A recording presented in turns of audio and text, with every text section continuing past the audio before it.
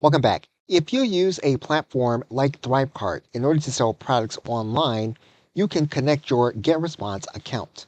If you go into the settings area of your account, you're going to notice that you can view all of the integrations that are available. You can then select 4 specific autoresponders. You will notice the GetResponse logo. You can click on top of the logo and view the settings. Now, currently, this Thrivecart account is already connected to a GetResponse account. However, to demonstrate the process, we are going to deauthorize the account with Thrivecart. And what we're now going to do is we're going to reauthorize GetResponse to work inside of this Thrivecart account. And what we'll need is an API key that we can get from GetResponse. And so we will generate an API key from within GetResponse.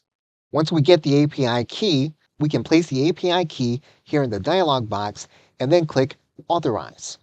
And now Thrivecart can see inside of our account, and we can set it up so that when a product is purchased in Thrivecart, that individual is then added to our GetResponse list.